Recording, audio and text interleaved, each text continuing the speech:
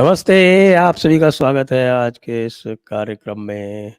और आज हम थोड़ा सा मरसिया वरसिया पढ़ेंगे, क्योंकि जिन लोगों ने 14 पत्रकारों को बैन करवाया था वो स्वयं संकट में आ गए हैं और इस समय पूरी तरह से पाकिस्तान और चीन के समर्थन पर जीवित हैं। हमारे साथ चर्चा करने के लिए हैं आज ओंकार चौधरी जी, स्वयं वरिष्ठ पत्रकार हैं और नमस्कार। उन सब खेलों को बहुत निकटता से उन्होंने देखा है।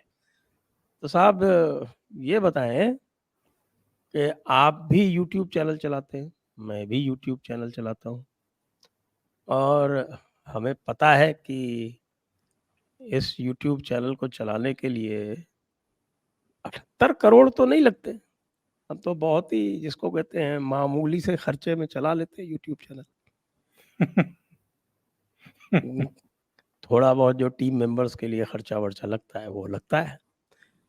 तो ये एक न्यूज़ क्लिक जैसी बड़ी चैनल, इसमें 78 करोड़ की क्या आवश्यकता थी? देखिए, जब सिंपली आपको लोगों को सूचनाएं देनी हो, उनका ज्ञानवर्धन करना हो, किन्हीं विषयों पर निरपेक्ष रह कर के तटस्थ भाव से स्वतंत्रता के साथ लोगों तक जाना हो, तो उसमें ज़्यादा खर्चा नहीं आता है। पर जब आपको प्रोपेगेंडा फैलाना हो, जब आपको देश विरोधी ताकतों को एकजुट करना हो और कोई मकसद, कोई टारगेट आपको अचीव करना हो सकता है तब 38 करोड़ या 78 करोड़ या जितना भी सामने अमाउंट आ रहा है उसकी ज़रूरत पड़ती हो।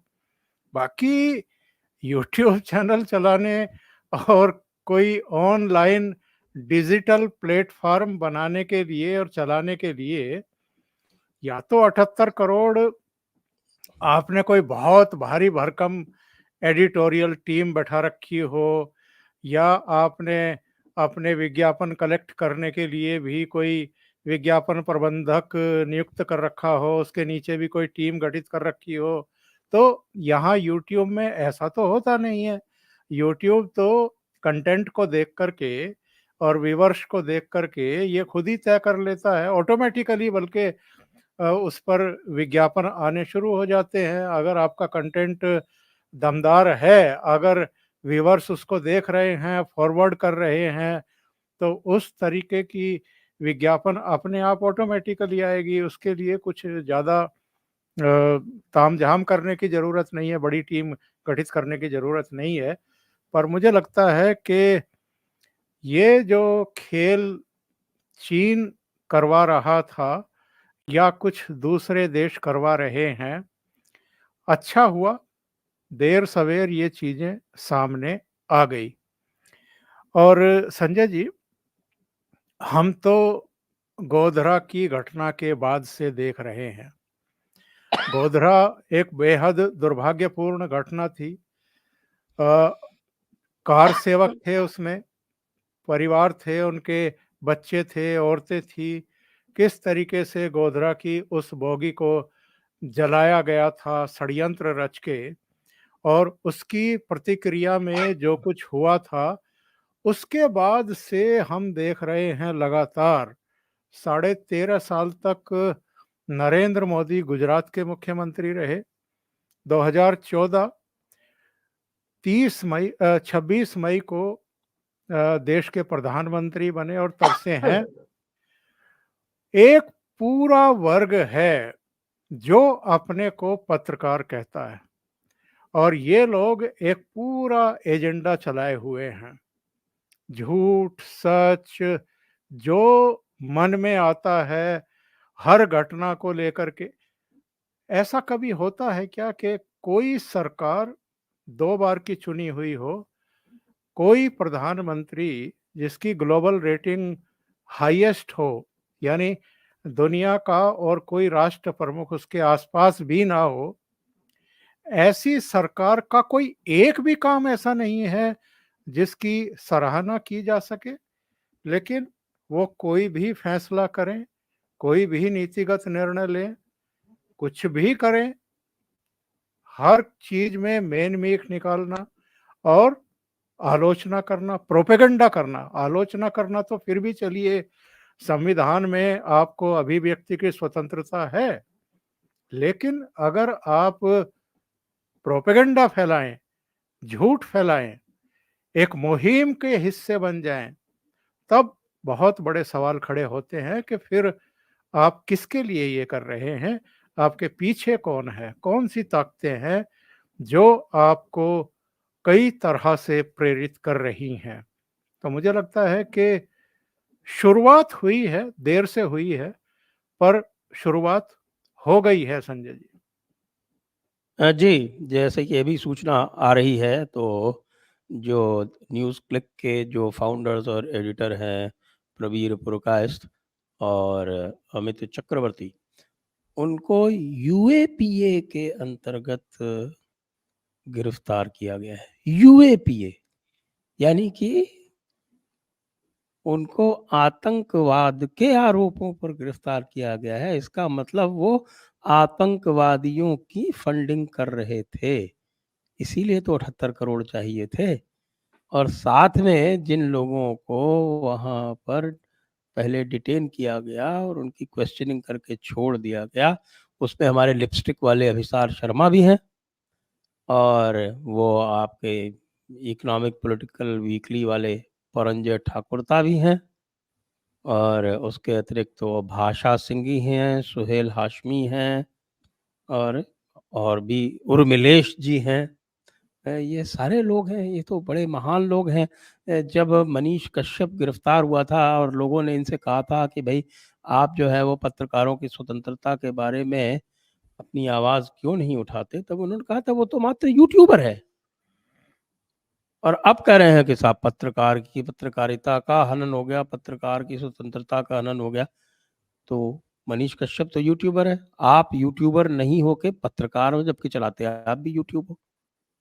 तो ये कौन से मानदंड हैं साहब, ये दोहरे हैं कि तिहरे हैं कि चौहरे हैं, मेरी समझ में नहीं आता। बहुत बड़ा एक यहाँ दिल्ली में, मैं तो दिल्ली में 2 दशक से ज़्यादा मुझे पत्रकारिता करते हुए हो गया है और मैंने पार्लियामेंट भी कवर की है, मैंने एआईसीसी यानी कांग्रेस कमेटी भी कवर की है, पीएमओ होम होम मिनिस्ट्री, जिन दिनों आडवाणी जी होम मिनिस्टर हुआ करते थे तो मैं होम मिनिस्ट्री भी कवर करता था।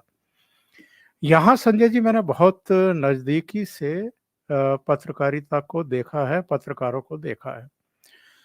कौन किसकी गोद में बैठा हुआ है, हमसे बेहतर और कोई जानता नहीं है। अलग-अलग अलग-अलग पॉलिटिकल गोदी पार्टियों। कौन सी है, किसकी गोदी है वो? जी हाँ, जी हाँ, जी हाँ। और वो गोदी वो मीडिया रोज़ असली कौन है? वो रोज़ बताते हैं, वो रोज़ बताते हैं कि हम किसकी गोद में बैठे हुए हैं। आप राजदीप सरदेसाई के ट्वीट देख लीजिए, आप बाकी लोगों के देख लीजिए, ये सब घोषित चेहरे हैं। अब ये कोई हिडन एजेंडा बचा नहीं है, कोई ये नहीं है कि पर्दे के पीछे बैठे हैं या दीवार के उस पार बैठे हुए हैं। ये नग्न चेहरों के साथ, बेशर्मी के साथ सबके सामने है। और बरखा दत्त वाला राडिया प्रकरण ये कौन नहीं जानता है, अब तो बच्चा-बच्चा जानता है, जो भी थोड़ा बहुत रोज़मर्रा की घटनाओं में दिलचस्पी रखता है या जो घटनाक्रम पर निगाह रखता है, उन सबको पता है कि हुआ क्या था और किस-किस तरह की चीज़ें ये दिल्ली में बैठ कर के करते रहे हैं। और ये लोग किस तरीके से मतलब एक नैरेटिव सेट करने की कोशिश करते हैं, परसेप्शन बनाते हैं, ये हम पिछले करीब-करीब 2 दशक से देख रहे हैं। ये अलग बात है कि देश की जनता उनको पसंद कर रही है, उनकी लीडरशिप को, उनके कामों को पसंद कर रही है और जो प्रोपेगेंडा कांग्रेस पार्टी की तरफ से या वाम दलों की तरफ से, वाम दलों की तो खैर अब कोई हैसियत ही बची नहीं है, लेकिन जो क्षेत्रीय दलों के नेता हैं उनकी तरफ से, और ये जो लुटियन मीडिया जिसको हम कहते हैं, जिसको हम इकोसिस्टम कहते हैं, जिसके ये सारे हिस्से हैं, ये किस तरीके से काम करते हैं। एक और बात बताना चाहता हूँ मैं, बहुत सारे दर्शकों को शायद पता ना हो, लेकिन बहुत सारे ऐसे हमारे दर्शक ज़रूर हैं जो इन चीज़ों को नोटिस करते होंगे। और बहुत सारे जो प्राइम टाइम पेश करते थे। अभी भी एक पापी तो बचे हुए हैं जो प्राइम टाइम पेश करते हैं, राजदीप सरदेसाई। बाकी तो बहुत सारे या तो निकल गए या निकाल दिए गए उनको, क्योंकि प्राइम टाइम में वो एजेंडा चलाने की कोशिश करते थे, वैसा ही कंटेंट लेकर के बैठते थे, वैसे ही गेस्ट बुलाते थे, वैसे ही क्वेश्चन पूछते थे ताकि वो भड़ास निकाल करके जाएं मोदी सरकार के प्रति। तो बहुत लंबे समय तक ये चीजें चलती नहीं है, दर्शक बहुत जल्दी समझ भी जाते हैं और उनकी जब टीआरपी गिरती है तो कोई ओनर ऐसा नहीं है मीडिया हाउस का जो आपको इतने लंबे समय तक झेले, नुकसान उठाए। इसलिए उनको सबको विदा किया गया। अब वो भी सब हमारी आपकी तरह यूट्यूबर ही बने हुए हैं और वहाँ उनका प्रोपेगेंडा नहीं चला तो यहाँ उन्होंने चलाना शुरू कर दिया।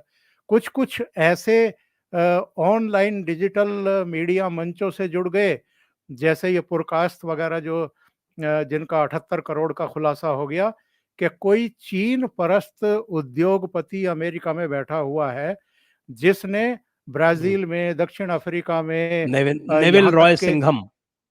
यस, और यूएस में और भारत में ऐसे ये तो एक मीडिया मंच है जिसको उसने इतनी रकम दी है।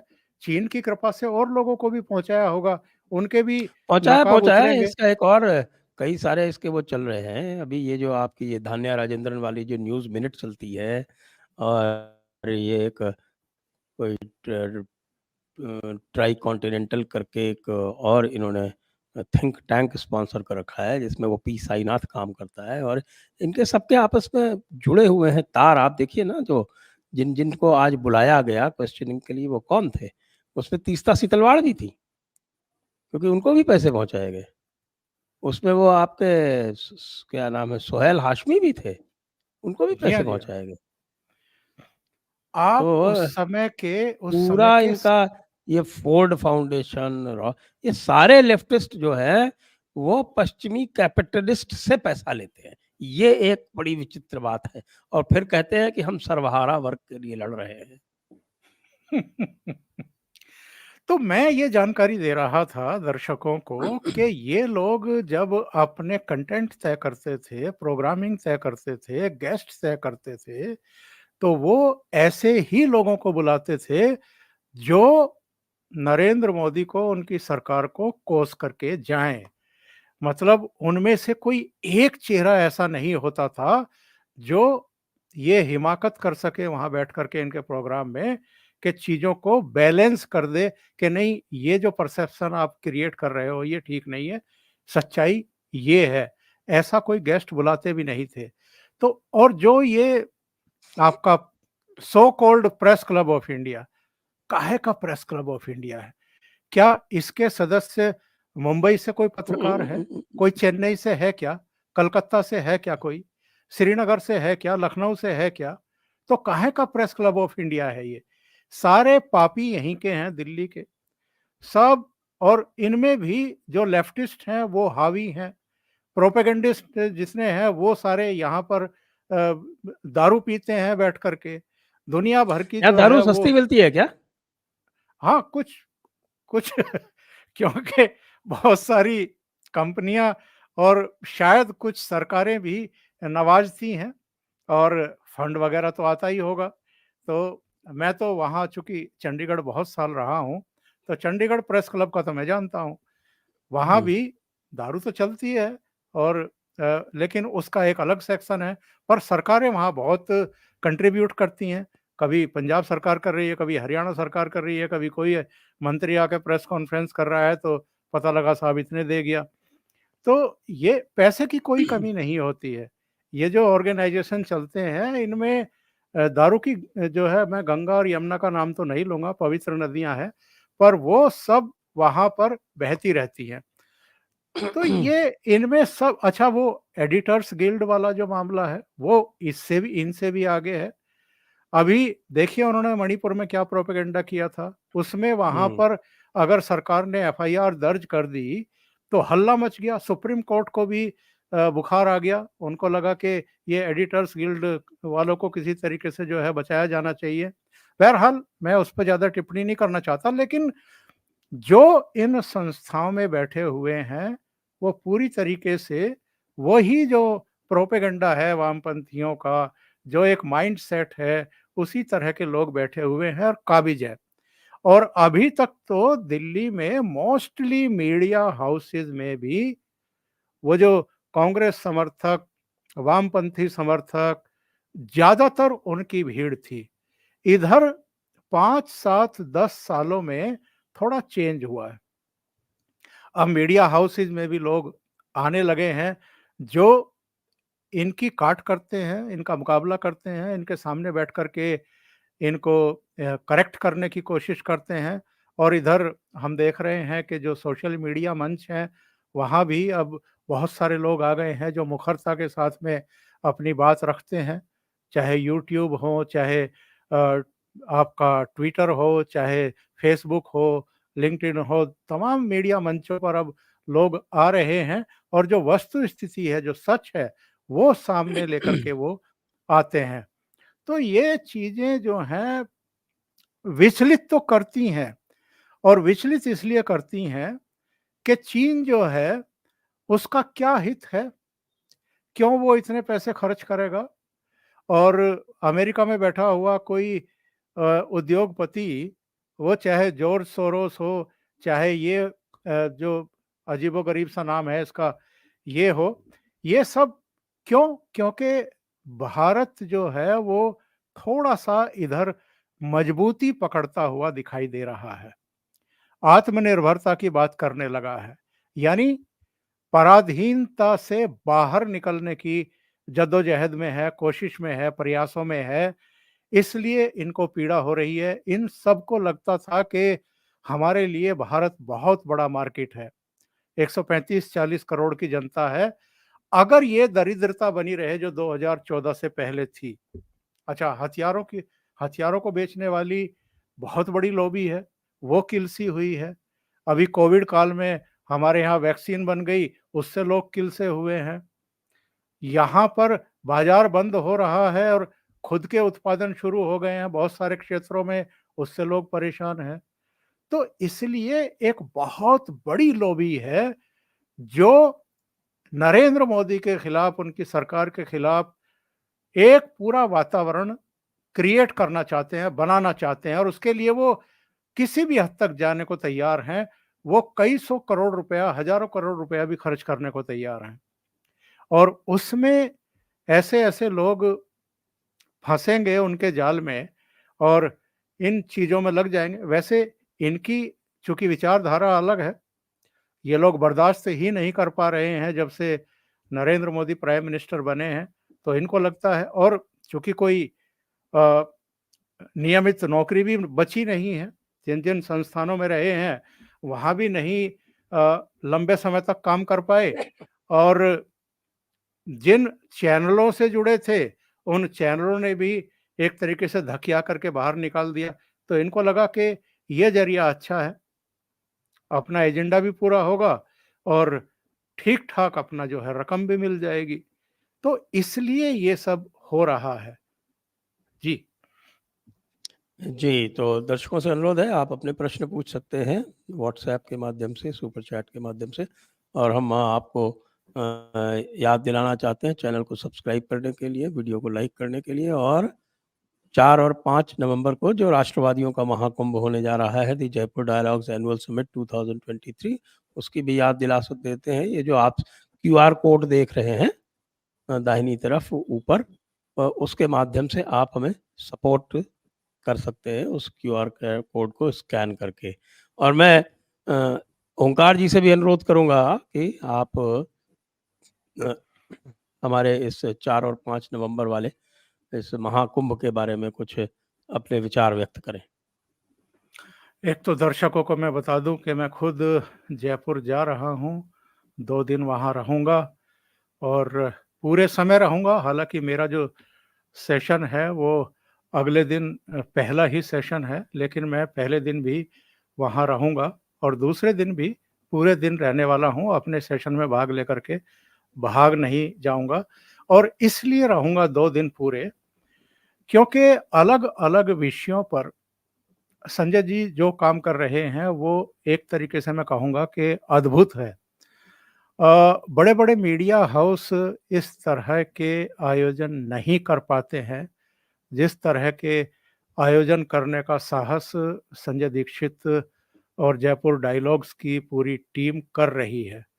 सबसे बड़ी बात तो ये है कि जो सांस्कृतिक राष्ट्रवाद है, जो हमारा गौरवशाली इतिहास है, जो हमारी परंपराएँ हैं, उनको संबल देने वाले, उनको पुनर्स्थापित करने वाले, उनको लेकर के जन-जन को जागृत करने वाले, सचेतन करने वाले बहुत विरले लोग हैं इस समय देश में, और उनमें मैं संजय दीक्षित का नाम लूँगा।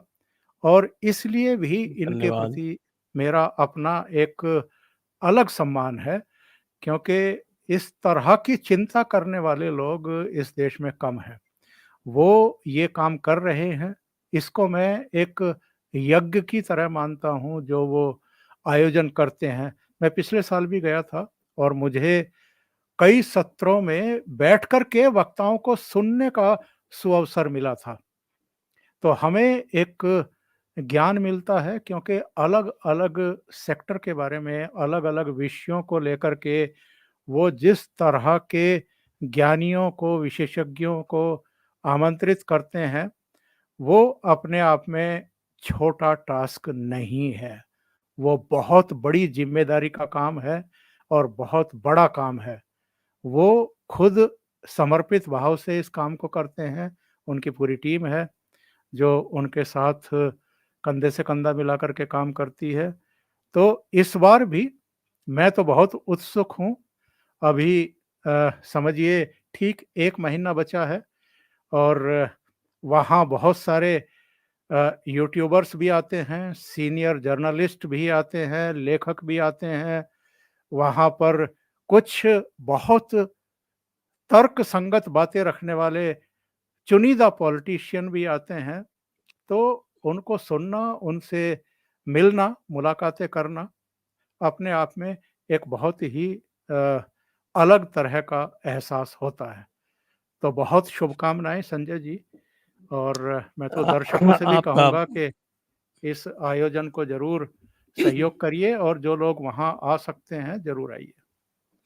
आपको बहुत-बहुत धन्यवाद। अब चलते हैं अपने विषय पर वापस और एक बड़ी आश्चर्यजनक बात है, वैसे तो नेविल रॉय सिंघम जो है, इनका जो पूरा परिवार है वो कम्युनिस्ट चाइना से जुड़ा रहा है और ये इस तरह के कार्य करते रहते हैं जो हमने बताया उसको। लेकिन सबसे बड़े आश्चर्य की बात ये है कि इनका समर्थन आज पाकिस्तान से इमरान खान के पूर्व मंत्री फवाद चौधरी ने किया।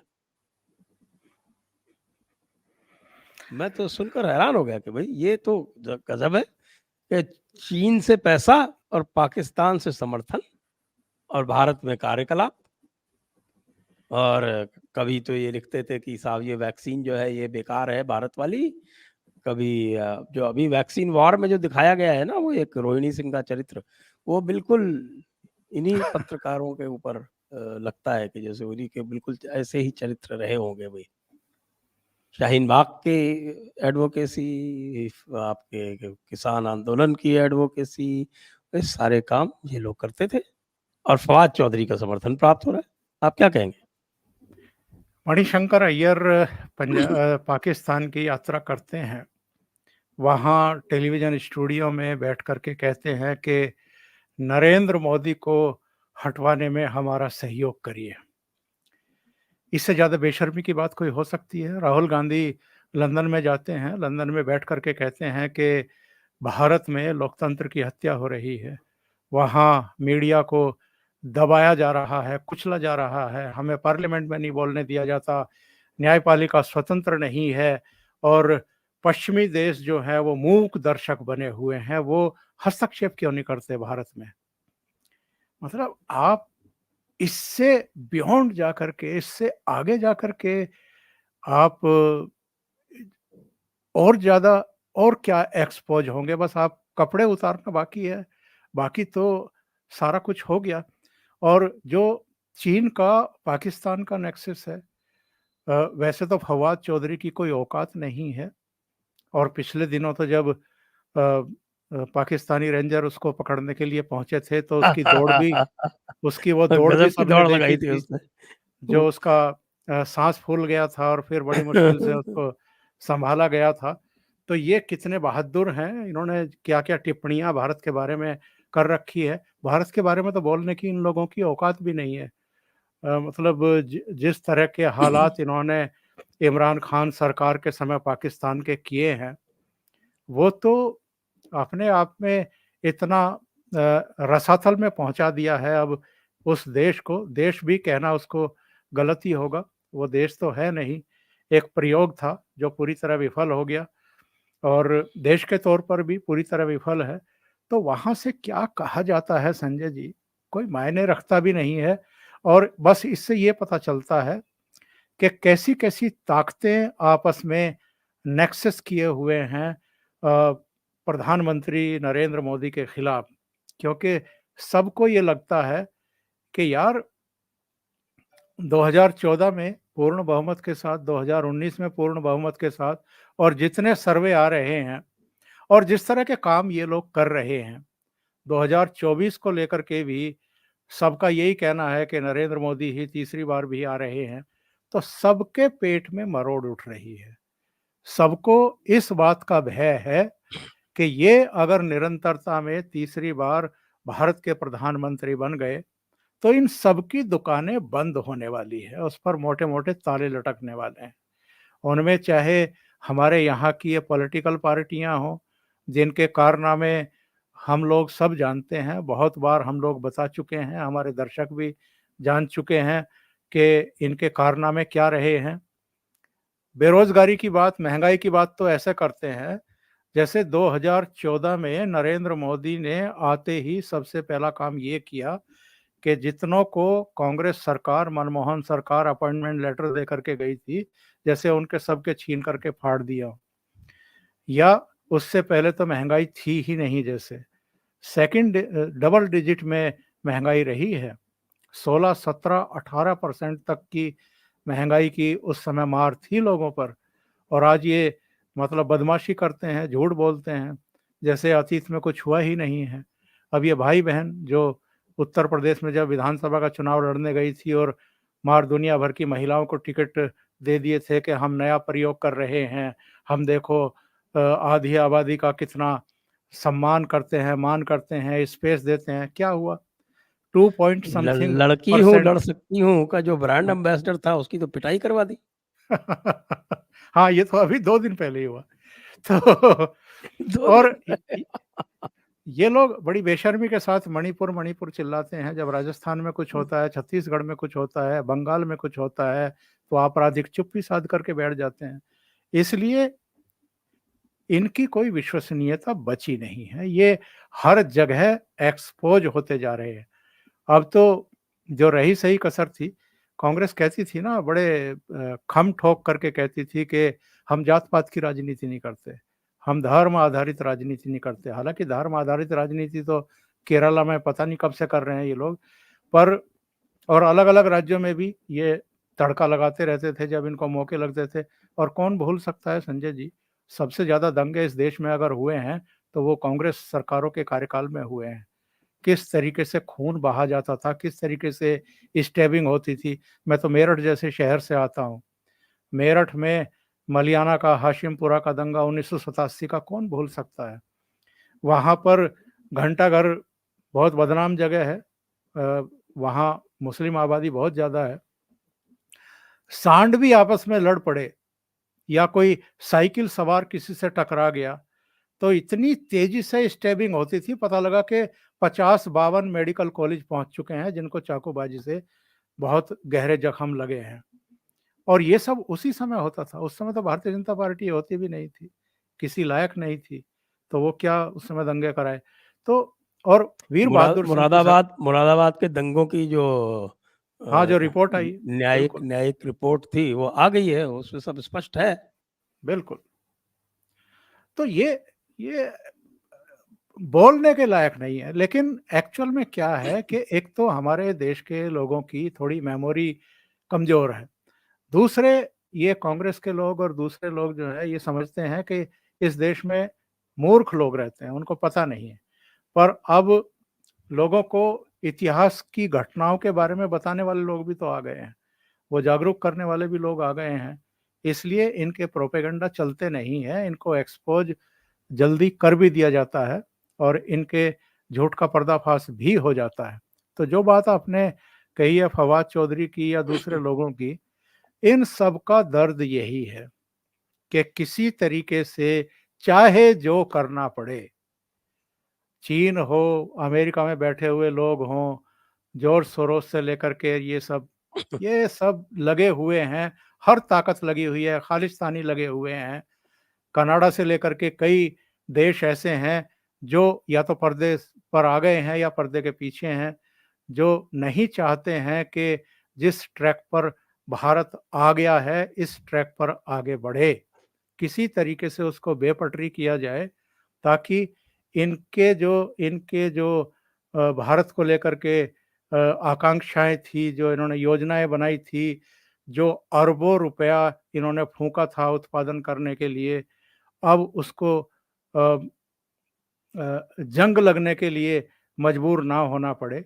इसलिए चाहते हैं कि घड़ी की चौथाई में किसी तरीके से इस सरकार को, इस प्रधानमंत्री को चलता किया जाए, इसलिए ये सारी साजिशें रची जा रही हैं। जी, जी, बिल्कुल आप सही कह रहे हैं।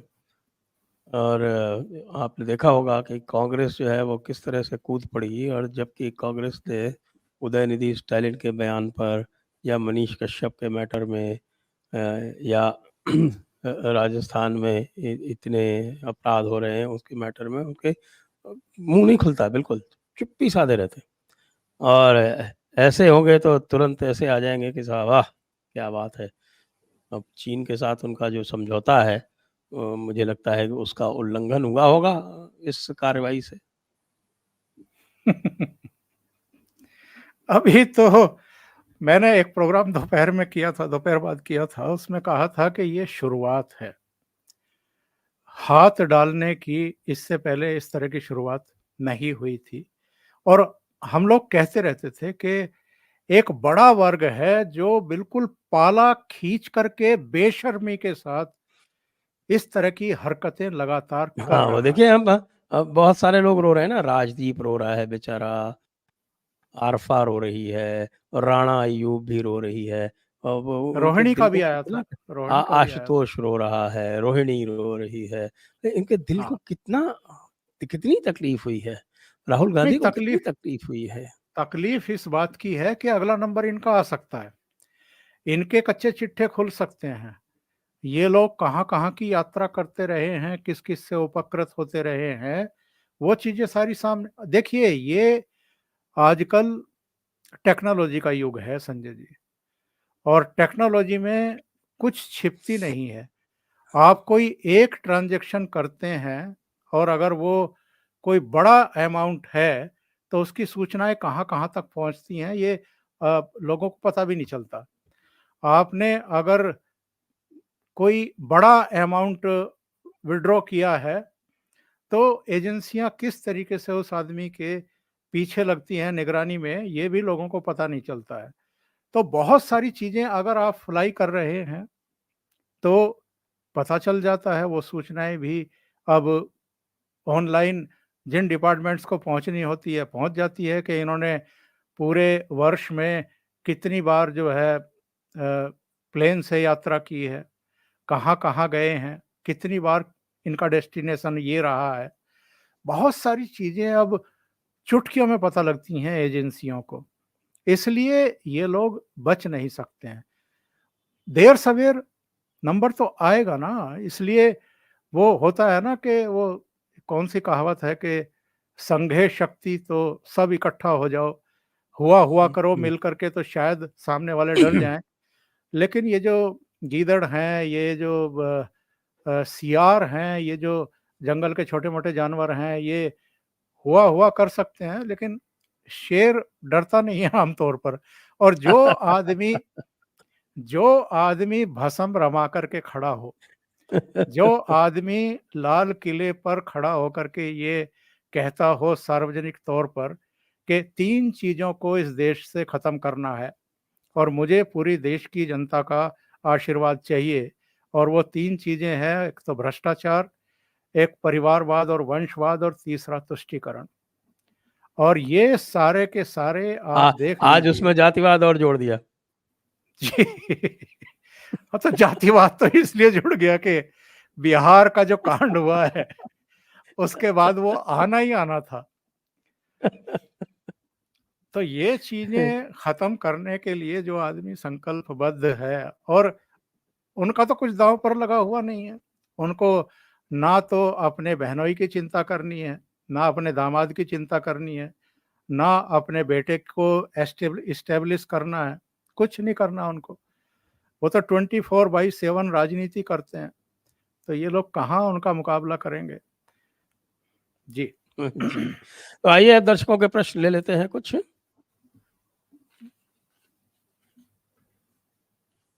पहला प्रश्न आ रहा है प्रभात प्रधान जी का। वो कह रहे हैं, hope this action is comprehensive enough to deter anyone in the name of freedom of press, otherwise it is becoming a wild industry to fund a group and create unrest. देखिए, जैसा हमने अभी डिस्कस किया है और लंबा discuss किया है, ये पत्रकारिता के नाम पर एजेंडा चलाने वाले लोग हैं। इनको पत्रकार कहें भी, माने भी और पत्रकार की तरह इनसे बिहेव करें भी, ये जरूरी नहीं है।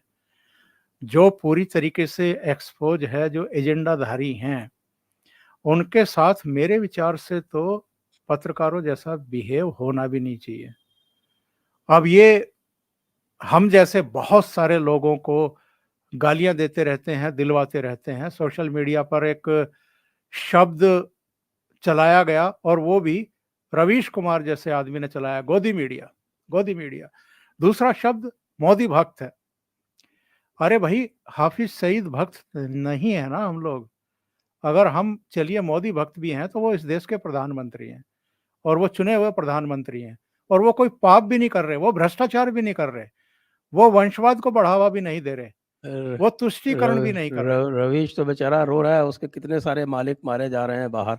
अब पता नहीं कौन मार रहा है उनको, राव वाले मार रहे हैं कि कौन, जो अज्ञात जो बंदूकधारी है उनका बड़ा खौफ है, और रवीश जो है उसके कारण पर आप परेशान है।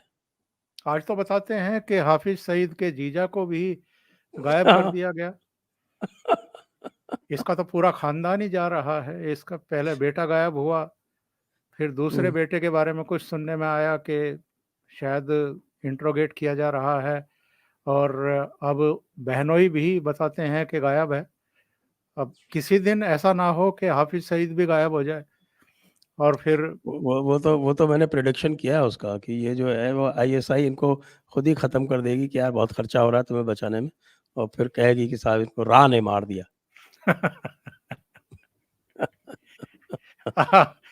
आपने रा का नाम भी रा अजीब। का बड़ा खौफ है। जी जी। नेक्स्ट,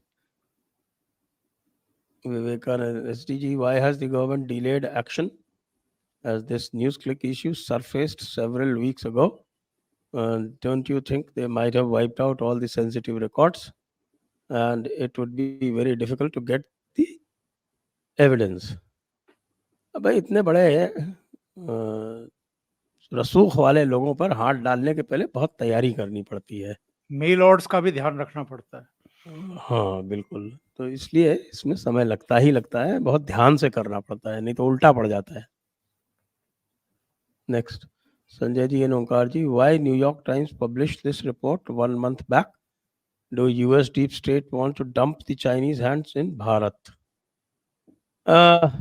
जी ओंकार जी, आप कहें फिर मैं भी थोड़ा अपना ऐड करूंगा। देखिए, कुछ चीजें हैं जिनके लिए समय चुने जाते हैं। किस समय किन चीजों को सामने लाना है, किन चीजों को दबाए रखना है। आपको ध्यान होगा ना, मानसून सत्र से ठीक एक दिन पहले मणिपुर की वो वीडियो आई थी, जो 70 दिन पुरानी घटना की वीडियो थी। हमारे देश में भी तो ये चल रहा है, और कई ऐसे कांड हो चुके हैं। पेगासस हो, हिंडनबर्ग की रिपोर्ट हो, बीबीसी की डॉक्यूमेंट्री हो, उनके लिए टाइम तय किए जाते हैं कि ये टाइम है। मुझे पता नहीं है सही में, शायद संजय जी रोशनी डालें कि न्यूयॉर्क टाइम्स ने इसी समय ये क्यों प्रकाशित की, ये जानकारी क्यों साझा की, पर वो ऐसा है टाइमिंग कि करेक्ट में। आजकल जो ग्लोबल डीप स्टेट और ग्लोबल लेफ्ट में थोड़े से डिफरेंसेस चल रहे हैं। सोरोस का गुट थोड़ा अलग काम कर रहा है और जो लार्जर डीप स्टेट है वो थोड़ा अलग काम कर रहा है। इसके कारण जो है बीच बीच में आते रहते हैं। आपने देखा होगा फेसबुक और वायर में बड़ा टसल चला था और वायर को जो है वो मुंह की खानी पड़ी थी, उसमें फेसबुक के साथ टसल चला था। इसी तरह से ये न्यूयॉर्क टाइम्स वाला है। तो ये ग्लोबल डीप स्टेट कुछ और चाहती है, सोरोस कुछ और चाहता है। पहले सोरोस और ग्लोबल डीप स्टेट एक थे, ये फर्क पड़ रहा है। भूरा जी कह रहे हैं मैराथन में तो हम फौजी को 7 बजे के बाद अकेले बाहर जाना मना ही था। Okay okay, thank you. Shaktiman ji कह रहे हैं caste politics should be under UAPA. ये तो थोड़ा ज्यादा हो जाएगा।